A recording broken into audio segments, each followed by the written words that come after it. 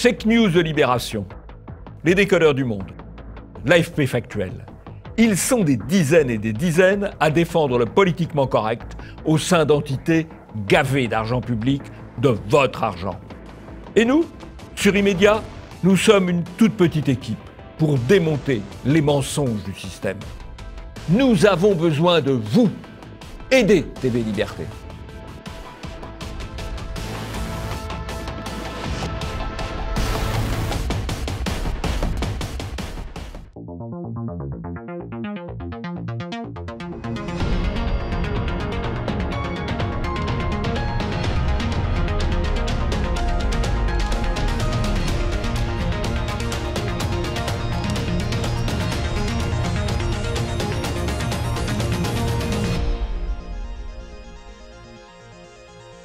Bonjour à tous et bienvenue dans ce nouveau numéro d'Immédiat, l'émission de TV Liberté qui décrypte la propagande médiatique. Bonjour Jean-Yves. Bonjour Nicolas.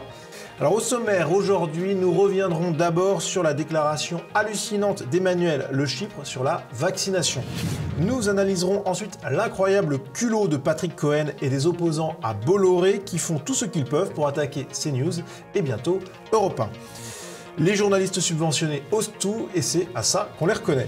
Puis nous reviendrons sur l'actualité médiatique de la semaine dans notre revue de presse. Et enfin, nous reviendrons sur le bilan des élections régionales marquées par l'abstention massive et la déconvenue de plusieurs partis, dont le Rassemblement national. Immédiat numéro 355, c'est parti.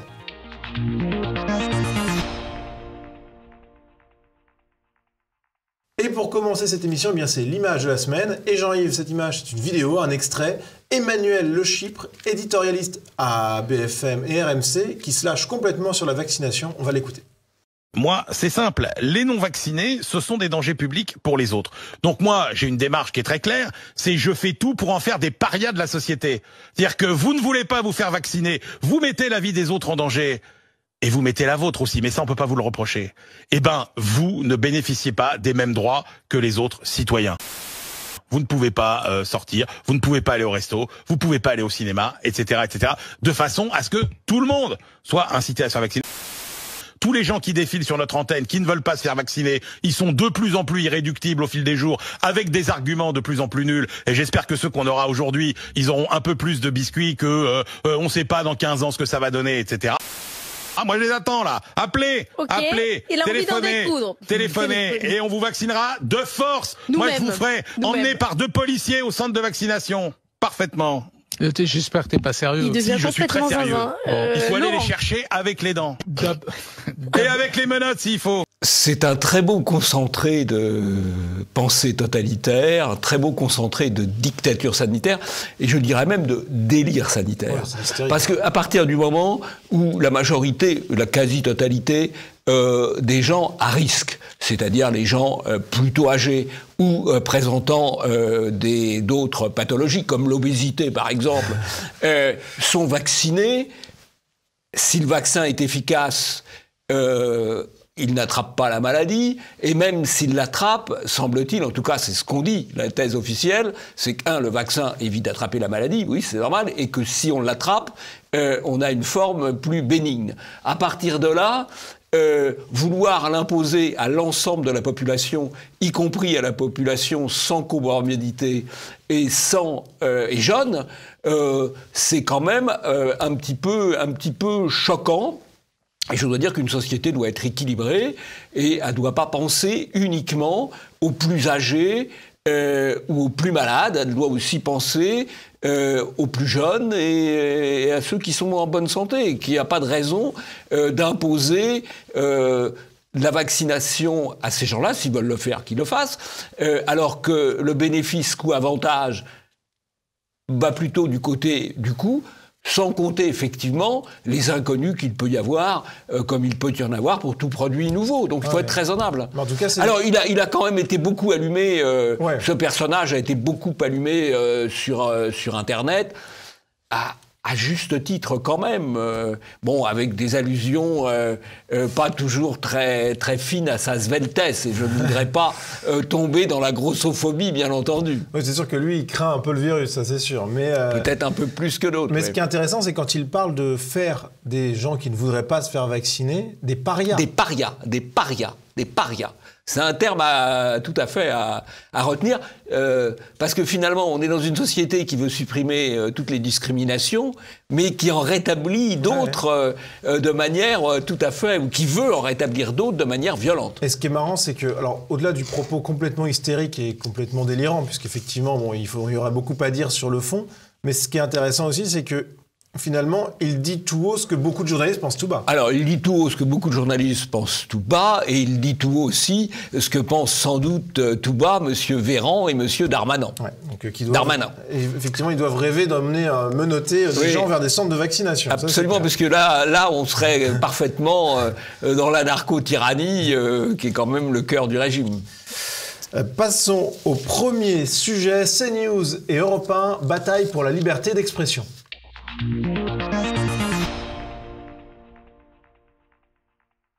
Les attaques se multiplient contre CNews et Europe 1, et à travers eux Vincent Bolloré bien sûr, et Jean-Yves dans cette grande bataille pour la liberté d'expression, ou contre la liberté d'expression, selon le camp dans lequel on se place. Eh bien, il y a un contexte général, et en fait, on sent bien qu'il y a une personnalité qui est un peu au centre de l'attention, en filigrane, c'est Éric Zemmour. Éric Zemmour qui, cette semaine, a annoncé une forme de censure. Oui, alors il a annoncé que son éditeur, Albin Michel, refusait de prendre son dernier livre, alors que c'est sans doute le meilleur auteur d'Albin Michel. Ouais. C'est 150 000 ventes, 200 000 ventes, 600 000 ventes parfois. Et donc, manifestement, ça tient plus des pressions politiques que de l'intérêt commercial, parce que l'intérêt commercial, c'est évidemment de publier Zemmour pour Albin Michel. Ce qui est intéressant d'ailleurs, c'est l'argument. En disant, bah oui, mais il va être candidat à l'élection présidentielle, ce qui n'est pas officiel, ce qui est possible, et donc on va le publier. Sauf que chaque candidat à l'élection présidentielle publie un bouquin en général, qui a un livre où il raconte sa vie, raconte son programme, enfin voilà, ça fait partie des choses naturelles. Puis un candidat à la présidentielle peut avoir le droit d'écrire un roman même, enfin il n'y a pas de... Même un roman, pourquoi pas, oui, mais voilà. Enfin bref, on est dans... Alors bon, Zemmour n'est quand même pas à la rue, puisque il se trouve que Bolloré, qui est quand même plutôt un bienfaiteur de la liberté d'expression en ce moment, a aussi un groupe d'édition, donc bon voilà, il n'y a pas... Je pense qu'il n'y a pas trop de soucis à se faire. Il y a plus d'un éditeur qui serait heureux d'avoir Zemmour dans son catalogue. Oui, certainement. Alors, autre partie de ce contexte, Jean-Yves, c'est bien sûr la grève à Europe 1, avec une manifestation pour soutenir les grévistes. On voit avec ce tweet de Clément Le Saffre, beaucoup de monde au rassemblement devant Europe 1 pour soutenir le combat des journalistes de la maison, des anciens, des confrères, des auditeurs, des amis. Merci à tous. Quelle belle mobilisation. Alors là, c'est formidable parce qu'on nous dit beaucoup de monde. Ouais. Alors Jean-Marc Martial Bide a compté, parce qu'on voit la photo, il a compté 69 personnes, dans lequel on nous explique qu'il y a les journalistes en grève, évidemment, il y a des confrères, il y a des amis, il y a des auditeurs d'Europe 1, il ne doit pas y en avoir beaucoup. Non, c'est clair. Mais voilà, on voit le traitement de l'information, c'est un petit bobard calculette, parce que voilà, bon, c'est une manifestation symbolique, voilà, c'est pas beaucoup de monde. Bon, ils enjolivent un peu les choses. Voilà, oui. C'est pas la première fois. C'est un bon traitement de l'information. Voilà. Alors, durant cette manifestation, il y a eu une prise de parole de Patrick Cohen. On va en écouter un extrait. C'est pas une question d'orientation politique. C'est pas une question de droite ou de gauche. Je voudrais que ce soit bien clair là-dessus. Toutes les opinions sont respectables quand elles sont étayées par des faits. Le pluralisme, le débat d'idées sont au cœur de nos métiers. Mais le modèle qui est en train de gagner aujourd'hui, et qui a gagné pour une part aux États-Unis, on en a vu les effets, c'est tout autre chose. C'est celui qui cherche à produire non pas de l'information et de la connaissance, non pas non plus du lien social, ce qui a été longtemps la vocation des grands médias généralistes, mais au contraire à créer des controverses, des fractures, à dresser une partie de la France contre l'autre. Alors il est parfait Cohen là. parce qu'il nous dit une chose et son contraire. Il nous dit que c'est le pluralisme, et ensuite il explique tout ce qui ne doit pas apparaître finalement dans les médias, c'est-à-dire tout ce qui lui déplaît. Hein. Et il a cette formule, producteur de l'information, producteur de la connaissance, producteur de lien social. Il avait même une formule qu'il n'a pas osé utiliser, mais il se définit lui-même, il s'auto-définit lui-même. C'est pas un garçon très modeste, comme producteur de vérité. Producteur de vérité, comme c'est beau. C'est comme ça qu'il se définit. Alors, il a quand même eu beaucoup de soucis, notre ami Patrick Cohen, parce que il a été longtemps, il assurait la matinale de France Inter. Et à l'époque, il y avait des affiches, il placardait des affiches jusqu'en 2016, où on voyait le beau Patrick Cohen, l'homme le plus écouté de France.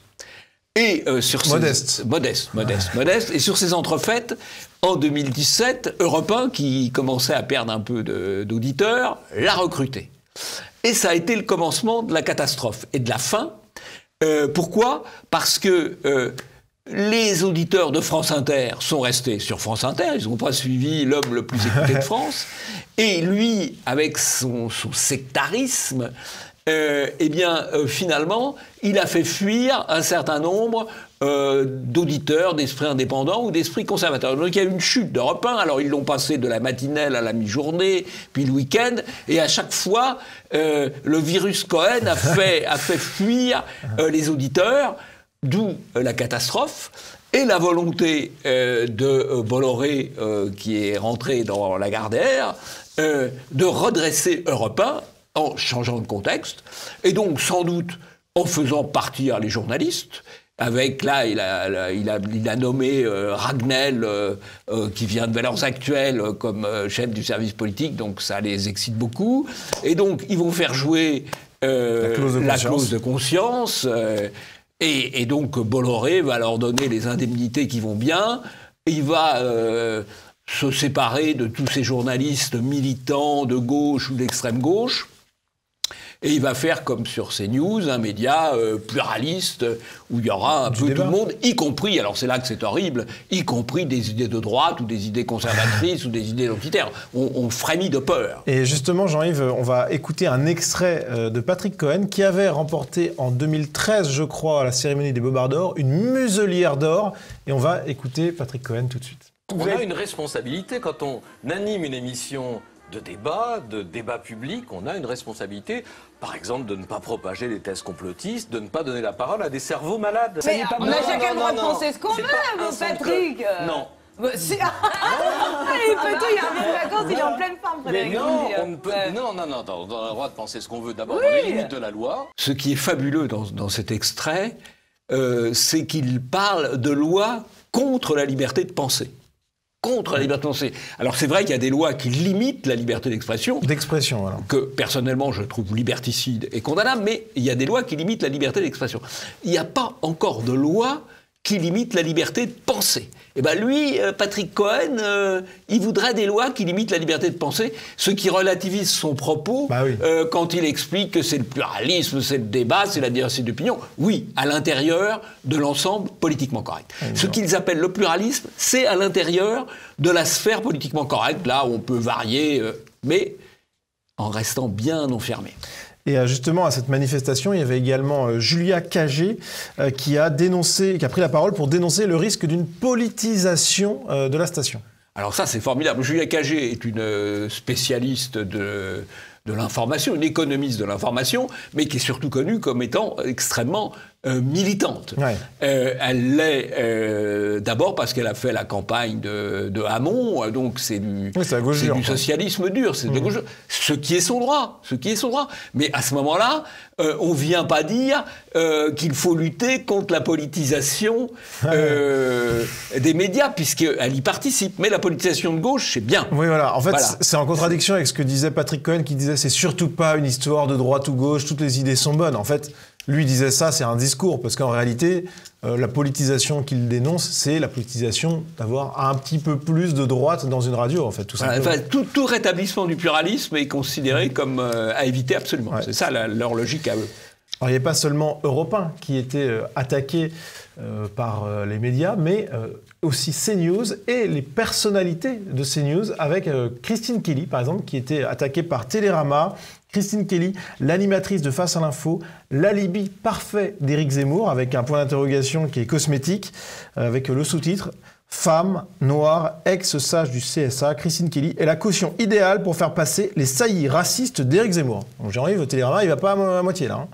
Télérama fait dans la saillie antiféministe et la saillie raciste à son tour, puisque au fond, il l'accuse comme femme et comme noire. Voilà. Ouais. Et donc, elle devrait être de gauche, théoriquement. Et donc, oui, voilà. Et là, effectivement, elle donne assez bien la réplique à Éric Zemmour, avec un calme sympathique. Ouais.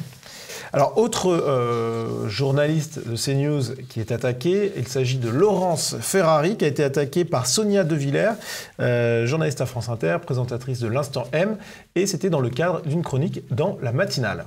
C'est l'édito média de Sonia De Villers. Sonia, les équipes d'Europe 1 sont toujours en grève et on pense à eux, on pense à elles. Arnaud Lagardère leur a dévoilé hier la future grille. Arnaud Lagardère a laissé filer le contrôle de son groupe pour sauver sa tête. Son premier actionnaire s'appelle Vincent Bolloré. Il est aussi celui de Canal+ et de la chaîne CNews, dont la grille va à la rentrée en partie fusionner avec celle d'Europe 1. Nul ne s'attendait à un tel rapprochement éclair. Laurence Ferrari officie de 17 à 19h sur CNews. Son émission sera donc retransmise sur Europe 1 en simultané. Souvenez-vous, Laurence Ferrari était en 2008 la star du 20h de TF1. Après Patrick Poivre d'Arvor, audience chahutée, équipe très remontée, presse à charge, Laurence Ferrari jette l'éponge en 2012 et se récupère dans le groupe Canal+, qui lui confie un talk-show féminin du matin sur C8, puis une tranche sur la chaîne d'info iTélé. En 2016 vient la très très longue grève à iTélé qui contestait à l'époque sa reprise en main par Vincent Bolloré. Laurence Ferrari ne fait pas grève. Un an après, elle choisit le micro d'Europe 1, où elle a débuté, pour déclarer que ce mouvement social a, je cite, détruit l'outil de travail. De fait, iTélé, morte et enterrée, a été remplacée par CNews avec la ligne éditoriale qu'on connaît. La journaliste voit donc enfin sa fidélité à Vincent Bolloré récompensée. Ça me fait penser à une phrase très forte de Robert Ménard. Les pires ennemis de la liberté de la presse, ce sont les journalistes. Et on voit très bien que dans cette affaire, les journalistes ne défendent pas les journalistes. Ils attaquent les journalistes, ils attaquent nominalement. Parce que la grève d'ITélé n'avait pas de spectateurs.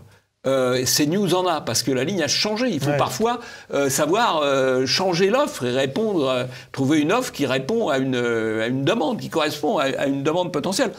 Et puis, on nous dit, Madame Ferrari, elle a été controversée de 2008 à 2012, et d'ailleurs, elle a quitté TF1 en 2012. Évidemment qu'elle a quitté TF1 en 2012, et on voit là à quel point c'est politique. Parce que quand a-t-elle quitté TF1 ? Elle a quitté TF1 au moment de l'élection de M. Hollande, et que le groupe Bouygues a pensé qu'il fallait quelqu'un de peut-être moins lié avec Sarkozy, avec le pouvoir précédent, et donc elle est partie au moment d'une alternance politique. Elle a été remplacée par M. Boulot, qui est toujours en place d'ailleurs, qu'on a salué un certain nombre de fois, et qui est d'un conformisme absolument extraordinaire. Boulot, c'est l'homme qui a obtenu un Bobard d'or à propos du Bobard Lancet, qu'il avait présenté comme un truc extraordinaire. C'était dans le JT de TF1. C'était dans le JT de TF1, absolument. Voilà. Donc, et Madame Ferrari est attaquée parce que, encore que la qualifier de droite, c'est peut-être tout à fait excessif. Dans son émission Punchline, elle invite énormément de gens tout à fait politiquement corrects. Disons que c'est un peu plus divers que ce qu'on peut trouver ailleurs. Voilà. Oui, mais ça reste quand même avec beaucoup de place pour la gauche, voire la gauche radicale. Et en fait, d'ailleurs, ces plateaux sont majoritairement à gauche, en fait. Donc, bon... Mais bon, les gens qui la critiquent ne regardent pas forcément ses émissions par ailleurs. Elle a d'ailleurs été critiquée aussi par Arrêt sur Image, mais bon... qu'il afflume du terme bolloréac. Oui, qu'il afflume du terme bolloréac et qui fait une double image, un transfert d'image entre Madame Ferrari et Madame Le Pen. Oui, l'allusion est sous-entendu, c'est par l'image. Ça, c'est de la désinformation, c'est beaucoup dire. C'est plutôt une manière subliminale de l'extrême droitisé, si j'ose dire. Donc voilà, et puis il n'y a pas que Christine Kelly et Laurence Ferrari qui ont été attaqués, il y a également CNews en intégralité, avec la une de Libération, le spectre de la bande FN, qui attaque à la fois CNews et Europe 1, puisque la bonnette CNews vient recouvrir le micro d'Europe 1. Une qui a beaucoup choqué. Pascal Praud en a fait un édito qui était d'abord consacré aux attaques de Sonia De Villers contre Laurence Ferrari. On va l'écouter. Bonjour à tous et bienvenue à l'heure des pros ce matin. Hier, Madame Sonia De Villers, éditorialiste à France Inter, a expliqué que Laurence Ferrari rejoignait Europe 1 parce qu'elle n'avait pas fait grève lorsqu'en 2016, la rédaction d'ITélé avait cessé le travail. Elle est récompensée, a expliqué Madame De Villers. Madame De Villers travaille à France Inter, elle est payée par nos impôts, cela lui donne tous les droits, y compris insulter, mépriser, déprécier une consoeur. Oui, il a tout à fait raison, Praud, de souligner le scandale quand même du service public, de ce qu'on appelle le service public, de ce que Goldnadel appelle le sévice public, qui consiste à être complètement partisan. Complètement partisan. Et donner des leçons de déontologie. Non, mais c'est incroyable. Et de neutralité. Enfin, Mais c'est logique parce qu'eux ont la vérité. Hein. Je suis producteur de vérité, vous vous souvenez de la formule de Cohen, eux ont la vérité, et donc tout ce qui est en dehors de la vérité, de leur vérité, ça ne doit pas avoir lieu, ça ne doit pas exister. Mais c'est extraordinaire, parce qu'on a quand même une éditorialiste du service public qui vient donner des leçons de neutralité, alors qu'elle-même est extrêmement partisane, mais en plus, c'est une journaliste du secteur chaîne privé qui peut avoir des clients différents. Voilà, c'est juste incroyable. Et comme quoi, on en revient toujours à la même chose, quand Cohen dit « c'est pas une question de droite ou de gauche », en réalité, si. C'est parce que elle est sur une chaîne qui est considérée comme de droite que c'est un problème, en fait. Enfin, c'est vraiment lunaire. Deuxième partie de l'édito de Pascal Praud consacrée à la une de Libération. Ce matin, le journal Libération qui est à la presse française ce que le Titanic fut à la navigation de plaisance. Ce matin, donc, Libération explique que Europe 1 deviendra Radio FN puisque CNews l'est déjà. Ces attaques contre notre chaîne ou ses incarnations illustrent la place que CNews a pris dans le PAF. Une parole libre, un ton nouveau, des personnalités différentes, clivantes, diverses, qui nourrissent le débat contradictoire loin du politiquement correct, de l'esprit de chapelle ou du prêt-à-penser. C'est très clair, parfait. Alors je crois que ce qui est intéressant quand même dans ce titre de Libération, ça prouve deux choses. Un, que la dédiabolisation qu'a tenté Marine Le Pen n'a pas fonctionné. En changeant le nom. En changeant le nom, n'a pas fonctionné, puisque c'est toujours utilisé de manière repoussoire. Ça, c'est la première leçon. Et la deuxième leçon, et ça, c'est tout à fait nouveau, c'est que la diabolisation, ça ne fonctionne plus. Parce que, qu'est-ce que font les gens de CNews? Ils balayent l'argument. Et ils réaffirment ce qu'ils sont. C'est-à-dire une radio, une télévision qui ne cède pas au politiquement correct, qui ne cède pas à la pensée conforme, qui ne cède pas à la pensée chloroforme. Ils reprennent l'offensive, ils ne se laissent pas intimider. Et à partir du moment où on dit la diabolisation, basta, et la diabolisation, c'est fini. Donc c'est assez intéressant. Alors il y a eu beaucoup de réactions en soutien à CNews, Europe 1, etc. Alors déjà de la part de la rédaction, avec Laurence Ferrari qui a évidemment tweeté, d'autres journalistes de la rédaction comme Loïc Signor ou Yohann Usaï qui assument complètement leur appartenance à la chaîne CNews. Puis il y a des soutiens en dehors de CNews, Sonia Mabrouk bien sûr, Olivier Truchot, Dominique de Montvalon, Jean-Yves, qui... Oui, alors qui collabore, je crois, quand même à CNews, mais qui vient vraiment de la presse politiquement conforme. Il a été au JDD, il a été à l'Express, il a été au Point. C'est un démocrate chrétien, centriste. Bon, enfin, là, il vient au soutien. Je crois qu'il y fait des... Il est invité, donc voilà, il participe. Donc voilà, d'autres journalistes aussi, et notamment quelque chose qui est plus étonnant, Denis Oliven, Jean-Yves, qui reprend l'article de Libération dans lequel, je vais vous citer le passage, l'économiste des médias Julia Cagé, dont Jean-Yves, on a déjà parlé il y a quelques minutes. Bien connu de nos services. Bien connu. Donc, Julia Cagé, qui dévoilera prochainement une étude sur les programmes télé de 2002 à 2020. Pour évaluer l'orientation du débat public à la télé durant cette période, seront comptabilisés les invités politiques ainsi que les invités non politiques, mais dont le discours est biaisé politiquement. C'est un peu compliqué à comprendre. Alors ça, je ne sais pas comment... c'est critiqué par Denis Oliven, en tout cas. Oui, alors c'est critiqué par Denis Oliven, qui est un des patrons du Monde, un des patrons de Libération, etc., mais qui a quand même cette formule assez jolie, c'est Cuba sans le soleil. Ouais. Voilà, ça c'est pas mal. Ouais. C'est complètement... Mais ça, c'est une idée qu'ils essayent d'avancer, c'est-à-dire de décompter dans le temps de parole politique les éditorialistes, sauf qu'alors il faudrait décompter aussi le temps de parole des éditorialistes de gauche, et là on va être... on va arriver à de bons résultats. Là. Oui, bah là, à mon avis, sur France Inter, par exemple, ça va poser problème. Hein. Oui. On avait vu d'ailleurs, même sur les invités, indépendamment de l'orientation des journalistes, à quel point tous ces médias biaisent. Ils sont biaisés dans les invités, ils sont biaisés dans les journalistes. Honnêtement, il y a du travail à faire pour rétablir le pluralisme. Ouais. Je crois que c'est une des grandes batailles qui est engagée aujourd'hui. Au moins dans le service public, ce qui n'est pas... Même dans le privé, puisque au fond... Pour être pluraliste, réellement pluraliste, il faudrait que tout le monde soit comme CNews. Donc il y a de la marge. Il y a de la marge. Mais il y a aussi de la marge de progression pour CNews. Et un soutien inattendu, Jean-Yves, pour finir ce sujet, Michel Drucker, qui l'avoue, il aime Pascal Praud, Éric Zemmour et Jean-Marc Morandini.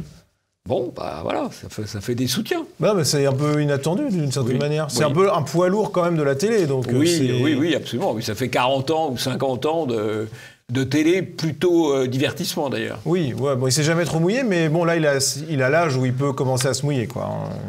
C'est peut-être ça aussi. En tout cas, on suivra cette bataille pour la liberté d'expression, évidemment, dans les prochains immédiats. En attendant, on va passer à la revue de presse.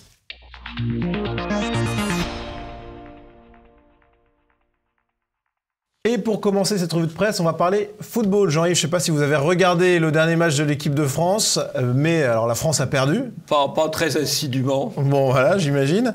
Mais la France a perdu. Mais ce qui nous intéresse... L'équipe de France. L'équipe de France. Très juste. La distinction est importante. Mais donc, ce qui va nous intéresser, c'est quelque chose dont les médias n'ont pas parlé. C'est tout simplement les insultes anti-blancs qui ont parsemé les réseaux sociaux à l'occasion de cette défaite, en partie contre la compagne du joueur N'Golo Kanté, qui est une compagne blanche, a priori, qui était traitée de tous les noms pour le défaut de forme physique de son mari ou de son compagnon, et aussi des joueurs blancs traités de sales blancs sur Twitter. Voilà, alors bon, ça a été assez massif, c'est pas marginal. Ah, des centaines de tweets. La question qui se pose, c'est si vous écrivez, ce qu'on ne fait pas, sale noir ou sale nègre ou que sais-je encore, vous êtes immédiatement censuré. Bon. Puisque c'est considéré comme une injure, enfin bref, passons. Mais alors pourquoi sale blanc ou blanchasse, je ne sais pas, ou pourquoi c'est pas censuré, quoi? Ou on censure, ou on censure pas. Ou on dit les gens disent ce qu'ils veulent, voilà, terminé, ou on censure, mais... Et là, on est dans une... et de même dans les médias, dans un cas, on fait scandale, dans l'autre, on n'en parle pas. Enfin, c'est vraiment un exemple de deux poids, deux mesures, bien à deux souches d'avoir relevé cela. Oui, exactement. Alors, autre sujet cette semaine, Jean-Yves, cet attentat islamiste en Allemagne, avec Le Monde qui titre « Au moins 3 morts et plusieurs blessés lors d'une agression ». Agression. Donc le terme est quand même spécial. Ah oui, le terme est minoratif. Alors on peut se dire, Jean-Yves, on va essayer de se faire l'avocat du diable, l'avocat du monde, et se dire, au départ, on ne savait pas exactement ce qui s'était passé, la prudence commande de prendre des précautions, pourquoi pas. Sauf qu'on voit très vite dans une dépêche de l'AFP qui est reprise par Libération et par 20 minutes, eh bien on a quand même quelques éléments. On va prendre 20 minutes.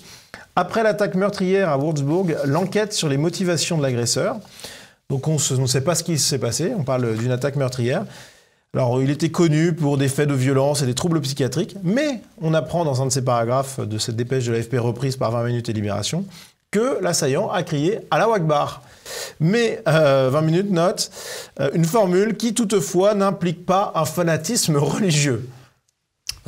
Attaquer au couteau en criant Allah Akbar, c'est pas du tout, c'est normal. Enfin, rien à voir avec l'islam. Rien à voir avec l'islam ni avec le fanatisme religieux, c'est sûr. Mais par contre, il pointe quand même du doigt l'AfD. Oui, alors l'AfD, qui est le parti identitaire allemand, a dit les choses, à savoir que c'était un attentat islamiste. Et donc là, comme ils disent des choses, ils sont dénoncés comme sommeurs en quelque sorte de dissensus, alors Exactement. Que tous les autres candidats à la chancellerie allemande pour des élections qui vont avoir lieu à la rentrée, ont tous atténué, gardé le terme agression et refusé de voir la réalité, à savoir un crime issu de l'immigration et un crime issu de l'immigration islamiste et commis au nom de Alaa Akbar, quoi, Alaa Akbar. Voilà, il n'y a pas besoin de commentaires, d'aller plus loin. Et d'ailleurs, justement, Le Monde titre sur ces questions-là « Vif débat sémantique en Allemagne après l'attaque au couteau de Würzburg ». Donc en reprenant ces éléments-là, en parlant qu'il y a seul l'AfD qui évoque l'acte terroriste, et en attaquant le tabloïd conservateur Bild, qui a publié un article au Vitriol dans lequel il dénonce le silence politiquement correct d'un pays qui aurait tendance à catégoriser comme fous les auteurs d'actes de violence quand ils sont musulmans. Voilà, alors 2 choses à retenir. 1, Le Monde parle de débat sémantique. Bah oui, c'est le débat novlangue contre réalité. Exactement. Voilà, la novlangue politiquement correcte, la réalité. Et qui sort la réalité? Qui le dit? Chez les politiques, le parti identitaire AfD. Et chez les journaux, ça c'est intéressant, surtout de notre point de vue, Bild. Mais qu'est-ce que c'est que Bild? C'est un journal qui diffuse à 2 millions d'exemplaires, chiffre 2014. 2 millions d'exemplaires. C'est énorme. Vous comparez avec Libération, 70 000 exemplaires. Voilà, dont la moitié achetés par des copains. Voilà, les abonnements avec l'argent public. Avec l'argent public. Voilà. Donc vous voyez la différence. Et pourquoi Bild peut dire les choses? Parce qu'il a 2 millions de lecteurs. Et pourquoi il a 2 millions de lecteurs? Parce qu'il dit les choses. Exactement. Voilà. On a le phénomène sur la presse écrite allemande, là. On a un phénomène, c'est un peu le même phénomène que CNews. Ou que même que TV Liberté. Ou TV Liberté. On dit les choses, et donc on a des auditeurs, on a des acheteurs, on a des soutiens. Donc voilà, et puis finalement, les enquêteurs parlent désormais d'un motif islamiste, donc ça se précise. Peut-être que dans quelques jours ou même quelques semaines, on aura enfin le fin mot de nos brillants enquêteurs et brillants limiers de la police et des médias. Puisqu'on parle d'un acte terroriste commis par un migrant, Jean-Yves, eh bien on va s'intéresser à SOS Méditerranée, cette ONG, association, qui va donc récupérer les migrants au large des côtes libyennes déposés par des passeurs. Et qui peut compter sur une marraine médiatique, en l'occurrence Charline Vanhoenacker. Il y a 2 parrains. Il y a François Gabard, un marin, on va en parler, et une journaliste, une militante, Charline Vanhoenacker, qu'on connaît très bien parce qu'on la suit régulièrement. Sur France et donc, Inter. C'est une journaliste, ou une humoriste, journaliste de service public, qui prend position pour une action militante. Une association qui encourage les passeurs et qui contribue à la diffusion de l'immigration clandestine en Europe. Et aux morts en Méditerranée. Et aux morts en Méditerranée, puisque quand il y a eu une rupture au moment du premier confinement, eh bien, il n'y a plus de morts. Exactement. Voilà. Bon, mais c'est donc une militante, mais qui utilise son statut de journaliste du service public pour faire la propagande pour une association immigrationniste. Elle appelle au don, c'est incroyable. Et l'autre client, l'autre parrain, c'est François Gabard. Alors, qu'est-ce que c'est François Gabard? C'est un marin assez connu, mais pour être un marin assez connu, il faut 2 conditions. La première, ça c'est logique, c'est de bien naviguer. Mais ça suffit pas. Ça suffit pas. Parce que pour bien naviguer et pour gagner, il faut des bateaux, des beaux bateaux, des bateaux de plus en plus chers. Et donc, il faut des sponsors. Alors, pour avoir des sponsors, il faut être médiatisé. Et pour être médiatisé, quoi de mieux que de tenir des propos politiquement corrects qui feront que vous êtes invité et qu'on vous voit. Et donc, vous voyez après, il y a aussi système. Il y a de l'honnêteté aussi. Chez les gens de mer, il y a une espèce de solidarité un petit peu, toujours, voilà. Ouais. Bon, il y a peut-être des 2, quoi. Vous êtes bien sympa. Bon, Vous êtes bien sympa. Je crois que tous les gens qui sont dans le showbiz ou dans le sport, qui prennent des positions politiques, ils prennent toujours des positions... Et il faut se poser la question, est-ce que ce même marin pourrait soutenir, par exemple, les identitaires qui luttent contre l'immigration clandestine? Non. C'est-à-dire que tous ces gens, du showbiz ou qui vivent du mécénat, ils ne prennent pas position, ou ils prennent une position politiquement correcte. Par conséquent, c'est que ça correspond à leurs intérêts. Alors, puisqu'on parle d'intérêt, Jean-Yves, on va s'intéresser aux aides à la presse avec, on en avait déjà parlé dans un précédent immédiat, mais ça fait jamais de mal de revenir dessus, les chiffres de 2019 qui sont tombés. Oui, alors, c'est très simple, c'est le podium des milliardaires. Alors, en haut du podium, Bernard Arnault, c'est le plus riche d'ailleurs. Ouais. Avec le Parisien aujourd'hui. Médaille d'argent, c'est Le Figaro, la famille Dassault. Médaille de bronze, Libération.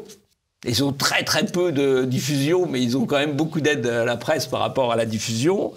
Et enfin, Niel du Monde. Voilà, donc c'est le podium des milliardaires. Plus vous êtes riche, plus vous avez de subventions du contribuable pour diffuser votre propagande. C'est pas beau la vie ? Ouais, c'est très beau.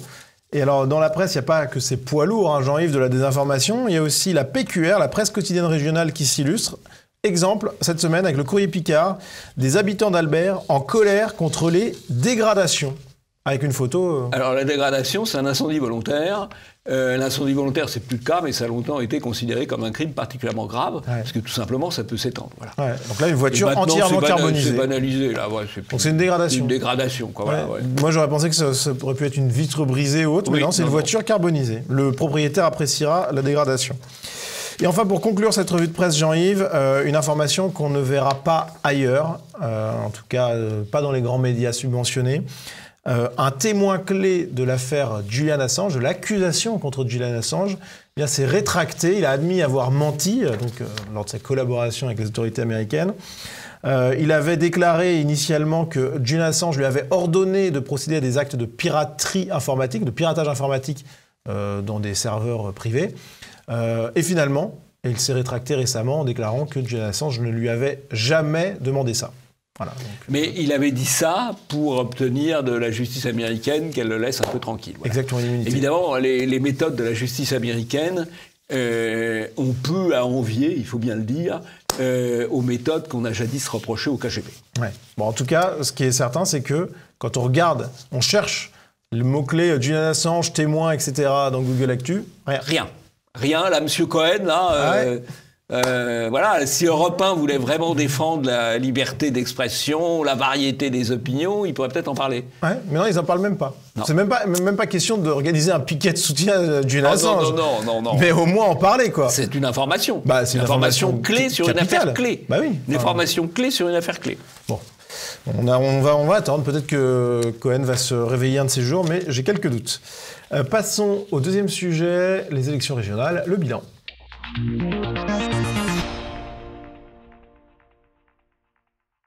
Et en préambule de cette étude du bilan des élections régionales, on va s'intéresser à une vidéo, un extrait vidéo du débat de l'entre-deux tours dans les Hauts-de-France, une confrontation entre Xavier Bertrand et Sébastien Chenu. Monsieur Chenu me reproche de dire qu'il vaut mieux choisir un candidat communiste qu'un candidat du Front National. Oui, je l'assume. Mais vous savez, monsieur Chenu, il vaut mieux être avec les communistes qu'avec les identitaires, l'extrême de l'extrême droite. Monsieur Rieu, bien connu, candidat identitaire. Identitaire, vous savez, c'est bloc identitaire, génération identitaire, qui ont été dissous par le gouvernement. C'est rare d'être dissous, pour incitation à la haine raciale. Le mouvement est dissous. Ses membres, ses fondateurs, ils sont avec monsieur Chenu. Celle qui s'occupait de ses réseaux sociaux, elle vient justement de toute cette mouvance identitaire. C'est le pire du pire. C'est l'extrême de l'extrême. Vous voulez donner et décerner des brevets de respectabilité aux uns et aux autres, vous devriez faire attention. Vous savez, c'est pas moi qui, chaque mois, est allé poser mon dernier au club Le Siècle, présidé par Olivier Duhamel, pour dîner avec lui tous les mois, comme vous l'avez fait pendant des années. Et je vais vous dire, je ne vous en fais pas le reproche, vous ne connaissiez pas l'avis de M. Duhamel. Ne venez pas donner des brevets de respectabilité. Honnêtement, ça met très mal à l'aise. Ça met très mal à l'aise et doublement mal à l'aise.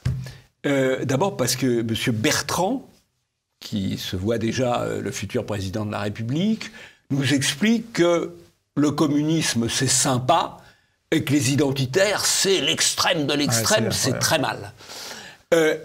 Et il se réjouit de leur dissolution pour délit d'opinion. Pour délit d'opinion. C'est la seule raison de la dissolution. Délit d'opinion. Même pas condamné par les tribunaux judiciaires. Le communisme à côté, c'est rien, juste 100 millions de morts. 100 millions de morts c'est beaucoup moins grave pour M. Bertrand, 100 millions de morts, avec la Russie, avec la Chine, la révolution culturelle, la découlakisation, la prise de Phnom Penh, voilà, 100 millions de morts, le communisme. Mais pour M. Bertrand, c'est pas un problème, alors qu'un délit d'opinion, même pas constaté par un tribunal judiciaire, ça c'est grave. Voilà, et c'est ce personnage qui va être candidat, sans doute, à l'élection présidentielle. La réponse de M. Chenu, elle met mal à l'aise aussi. Elle met mal à l'aise aussi, parce qu'il accepte le discours diabolisant de M. Chenu, de M. Bertrand, et il ne l'interrompt pas. C'est très facile de l'interrompre. 100 millions de morts, 100 millions de morts, 100 millions de morts. Ouais. Voilà. Il ne l'interrompt pas. Et il dit, vous déjeuniez avec, ou dîniez plutôt avec M. Duhamel, mais c'est pas grave, vous saviez pas ce que c'était. C'est-à-dire qu'il place sur le même plan M. Rieu et Mme Thaïs Descuffon que M. Olivier Duhamel, dont on connaît quand même les ébats pédophiles.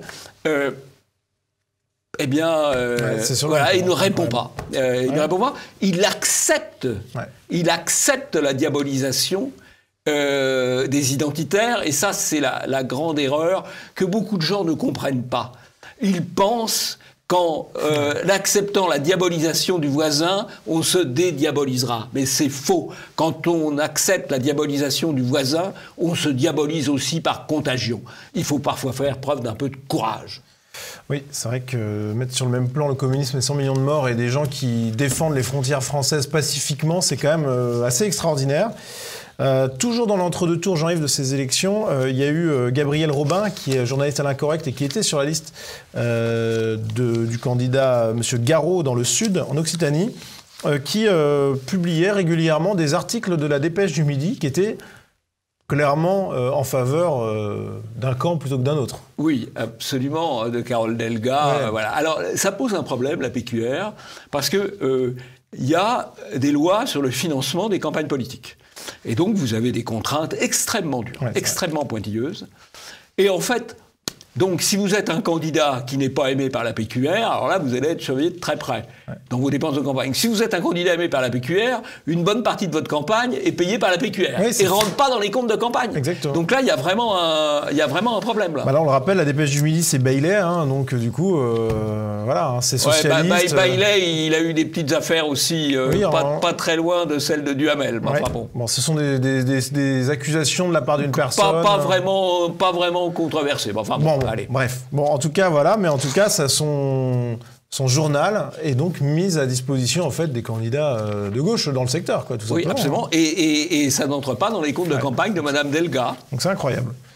Jean-Yves, pour revenir sur le principal sujet de ce bilan des élections régionales, c'est de savoir un petit peu ce que vous avez pensé. C'était des élections qui ont été marquées par l'abstention, le revers majeur pour La République En Marche et aussi pour le Rassemblement National, et aussi pour la France Insoumise d'ailleurs.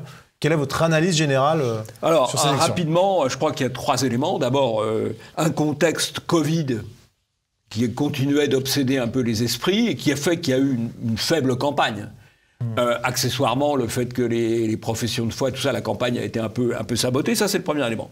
Deuxième élément, on votait pour des grands machins un peu incompréhensibles. La région Grand Est, qui commence à Nogent-sur-Seine et qui finit à Strasbourg, et j'en passe, des bicantons, enfin des collectivités territoriales un peu déracinées, coupées du réel. Ça c'est le deuxième argument. Et le troisième élément, c'est l'absence de tout discours clivant. Et donc, qu'est-ce qui mobilise les électeurs ? C'est pas l'eau tiède, ce sont les discours clivants. C'est comme pour les médias. Pourquoi CNews marche ? Pourquoi Europe 1 va marcher, quand il aura été repris en main ? C'est avec des discours clivants. Voilà, ça intéresse les gens. La peine est pleine, l'eau tiède, tout ça fait que les gens restent chez eux. Ils n'ont pas de raison de se déplacer. Alors il y a l'abstention, mais il y a aussi eu la grosse défaite pour La République En Marche. Il y a aussi eu la déconvenue du Rassemblement National. Oui, qui est lié, encore une fois, aux causes que j'ai données, avec le fait que dans les deux cas, ils n'ont pas d'élus de clientèle, ils n'ont pas de maire, ils n'ont très peu. Et donc, d'ailleurs, le Rassemblement national, là où il avait des maires, a plutôt fait des scores assez honorables. Donc il y a aussi cet aspect enracinement territorial qui est à prendre en compte, d'où d'ailleurs le succès relatif de LR sur quand même un tiers de votants. Oui, le succès relatif parce qu'ils ont des maires, ils ont des clients, ils ont des gens qui se bougent un peu plus. Ok, on suivra ça, mais de toute façon, on n'a pas fini de parler des élections, puisqu'on arrive dans des mois qui précèdent l'élection présidentielle. Autant vous dire que la politique, ça va faire parler les médias pendant encore un petit moment. Jean-Yves, ça va être la fin de cette émission, mais vous avez un coup de chapeau. Oui, alors un coup de chapeau pour un petit livre très très vif, avec beaucoup de formules de Xavier Aimant, qui est toujours très drôle. Oui, c'est vrai, oui. Hécatombe, pensées éparses pour un monde en miettes. C'est très agréable à lire. Il y a du fond. Mais il a une très belle plume, Xavier Aimant. Et c'est vrai que c'est corrosif et profond en même temps. C'est publié par la Nouvelle Librairie. C'est donc de Xavier Aimant, qui est un des chroniqueurs les plus drôles de Éléments. C'est vrai. Eh bien, c'est la fin de cette émission. Merci à vous de l'avoir suivi. Et puis Jean-Yves, on ne se dit pas à la semaine prochaine, puisque vous serez absent. Oui. Donc on va essayer de vous trouver un remplaçant, même si vous êtes évidemment irremplaçable. Et on se dit à dans 2 semaines, du coup. À dans 2 semaines.